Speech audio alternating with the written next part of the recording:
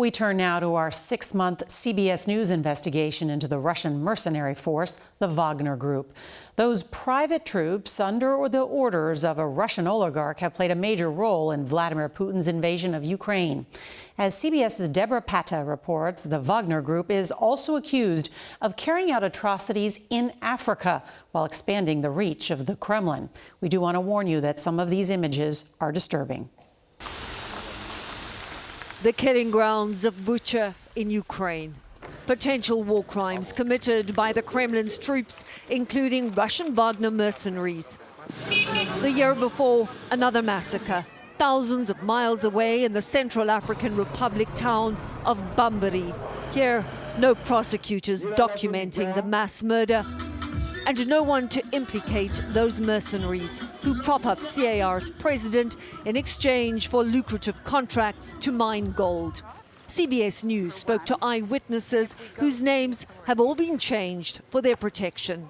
CAR refugee Medina fled to Cameroon after Wagner attacked Bambari and seized the family's gold trading business. They were shooting at us from the ground and the sky, she said. So many people died. The bloodbath, her son Usman told us, began shortly before midday prayers. It was total carnage, like Armageddon, he said. They spoke Russian, even Chechen.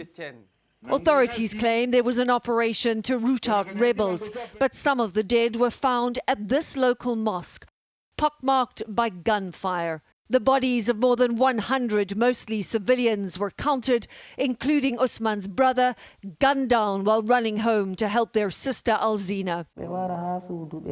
They ordered all the men to step outside our house, Alzina said. Some were arrested, others killed on the spot. Alzina was taken to a Wagner base and raped, we were told. We then had to switch locations for security reasons, where Usman later told us another sister suffered a similar fate. They raped her in our home, he said. It became Wagner's house where they carried out those heinous deeds. It's a lot to carry. Usman weeps frequently during our interviews, asking what his family had ever done to Vladimir Putin. It is an achingly familiar cry here in Ukraine, where a staggering list of tens of thousands of potential Russian and Wagner war crimes just keeps on growing. Wagner responded to our request for comment on the allegations that it was involved in the mass murder of civilians in the Central African Republic by saying our questions were boorish and provocative and that they did not commit these crimes. Norah? Debora Patta, thank you again for your powerful reporting.